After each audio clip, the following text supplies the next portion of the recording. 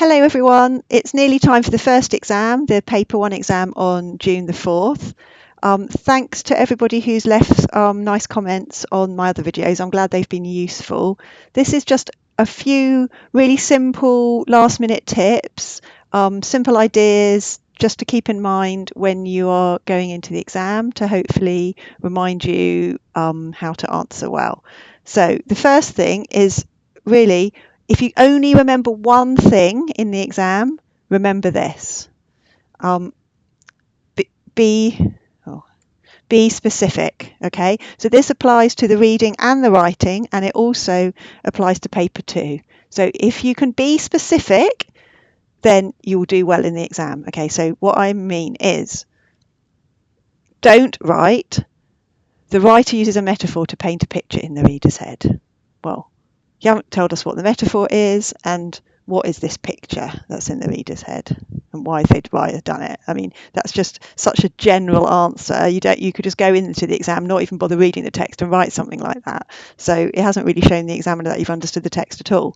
So what we want to see is the writer uses the metaphor, every drop of blood in my body was brought to a stop, to emphasise to the reader how terrified he was by the sudden appearance of the strange woman on the dark road. The word blood has the effect of making it seem more scary as we associate blood with death and horror. Okay, so as you can see there, that answer has not just explained what that the metaphor means that he was terrified, but it's also said why he was terrified. It showed that you've understood the whole text and the whole context of where that metaphor is taking place, and also you've done a bit of single word analysis as well, so that gives even more detail. So these are the real things that you need to avoid. Makes the reader want to read on. I think teachers around the country and examiners around the country just pull their hair out at that one. If you must use that, say, what does the reader want to find out? So, okay, why do they want to read on? Or just say they want to find out whatever, or, what's so mysterious or what's so interesting or whatever. So be specific. Paints a picture in the reader's head like the one we've just had. Well, what is this picture? Okay, explain what the picture is. What is it making the reader think about? Be specific. Again, show that you've understood the whole text and not just that one little phrase. Tells the reader what the writer's opinion is. Okay, this is probably a bit more for paper 2, but I mean there might be an opinion expressed in paper 1 as well. So what is the writer's opinion? Okay, be specific about it. And then makes it clear for the reader. Makes what? What's it? What does it make clear exactly? Okay, so try to think, be specific. Whenever you write an answer, if that answer could be about any text, it's not specific enough. You've got to show it's about this particular text and you've understood what's going on. Okay, so you also need to be specific in your creative writing. This is what makes creative writing more interesting, and which is really what you're looking for. You're looking for something that is more descriptive and more detailed, and the way to do that is to be more specific. So instead of saying it was a nice day, well, first of all, decide what season it is, because that it could depend, couldn't it? So say if it's spring, the soft breeze played gently with the candy floss pink blossom, and the gentle afternoon sunlight illuminated the lush green leaves. So can you see I've been very specific, used lots of specific adjectives, and an adverbial too there as well, and used some more interesting vocabulary. But basically it's being more specific. So it's not just blossom, it's candy floss pink blossom. Okay, it's not just wind, it's soft breeze. And I managed to get a little bit of a personification in there. Did you notice? Can you see that? But also, if it was summer, then a nice day is going to be different from that, isn't it? Or if it was autumn or winter, a nice winter's day is going to look a bit different. So you have to be specific in your mind and not just kind of get a general day in your mind, but think, well, what season is it? What kind of niceness are you wanting to portray? Okay, and let's have a couple more examples. She ate her lunch. Okay, that's really boring, isn't it? Doesn't really tell you anything about her. However, she ate her Boots meal deal. Ham salad sandwich, no mayo. bag of Wotsits and a bottle of Diet Pepsi. Okay, so that's much more interesting, isn't it? It's just saying exactly what she's eaten, and it might tell you some ideas about, it might hint at what her personality's like as well, give you a bit of an idea of who she is. Okay. Also think about that word ate. Maybe you could be more specific. Scoffed. What would that imply about her? Nibbled. Maybe not so keen on her food. Consumed. So why would you use the word consumed rather than ate? Makes it kind of seem a bit more utilitarian almost. Okay, so one more. A man got out of the car. Right, well, what kind of car was it? And what kind of man was it? A tall man dressed in a sharp black suit and shiny, that should say shoes, didn't proofread it, shiny shoes, stepped out of a dark blue Audi. Okay, but you could also think, well, okay, what happens if it was a different type of car? What happens if it was a rusty brown Ford Focus? What would that tell you about him? And why would a man in a sharp black suit be getting out of a car like that? Or maybe it was a different kind of man. Okay, or a light blue VW camper van. What would that tell you about the person? So the person's car is going to tell you a lot about them, isn't it? Okay, so and what they're wearing. So be really specific. Don't just say a car or a house or clothes or a lunch, but tell us exactly what it is. Don't just say a hamburger. Tell us where the hamburger's from, and did it have, what additional bits did it have in it, or maybe it was a vegan burger or whatever. Okay, what does that tell you about your character? Okay, so if you're in a rush, just stop there. Be specific. That's the most important thing to remember. But I've got a couple more things if you've got time, if you want to watch to the end of the video. So let's go to the next one.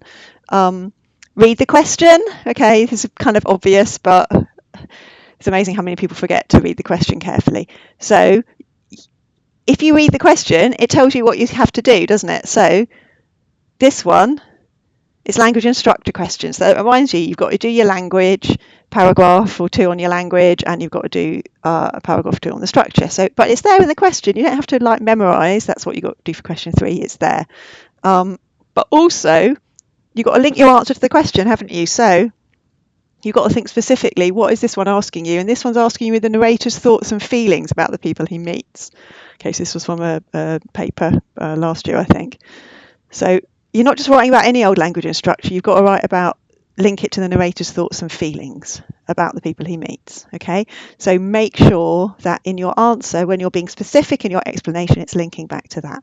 Okay, and then question 4, again, it's an evaluate question because it says it there.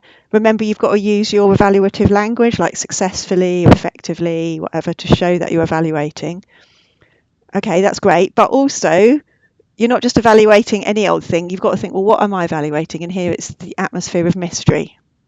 So remember, in this question, you've got to find any bits in the text which relate to the atmosphere of mystery. Okay. Now, I know some people have been told use cite, setting, themes, events, ideas, that kind of thing. If they're useful, use them. Great. If the setting is particularly mysterious, or if there's a particularly mysterious event, fantastic. But you don't have to use those things. You can use whatever you find in the text which you think helps create an atmosphere of mystery. Okay. Don't forget Peel. Now, your teacher might have taught you something different. That's fine. There's various different mnemonics for this, but basically all of these things have got a similar idea. You've got to put your evidence in there. Explain it specifically relating to the purpose. So what are they trying to do? What atmosphere are they trying to create? What are they trying to show you? Use your single word analysis and link it. Make sure you're answering the question. Okay. If you answer the question and you go into detail and you're specific and you give evidence, you're going to get a good mark. Okay. And finally, just a little tip on the creative writing. I've already talked about using being specific. So this is just a few more things to bear in mind. Obviously, if you're great at creative writing and you've got your own way of doing it, that's fine. But this is for people that, well, like me, really, I would really struggle to just come up with some creative writing off the top of my head. So keep it really simple. Okay.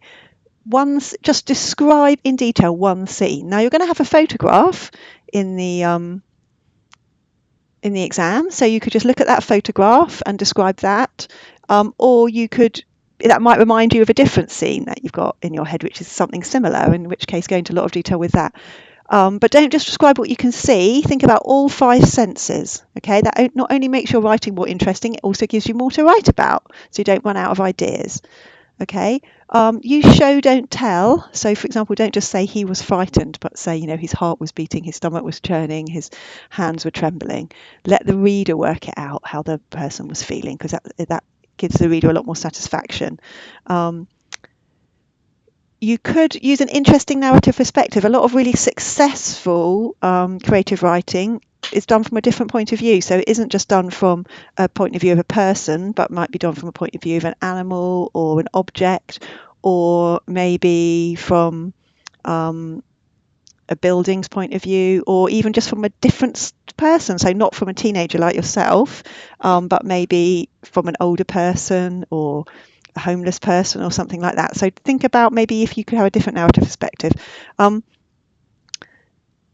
Lots of details. Okay, so that's where that goes back to the be specific. Okay, put those really specific details in. Don't be too general, and don't try to write too much. Okay, just keep it really, really simple, but just go into loads of detail about that one thing or one or two things. Okay, and another thing is it's really hard to think of stuff when you're really sort of stressed in the exam and you've got stuck for time and you've got all sorts of things to worry about. So if you've got an idea that you've written about before successfully, then use that. I mean, obviously you've got to make it relevant to the actual prompt, but as long as it links to the prompt in some way, then you're fine.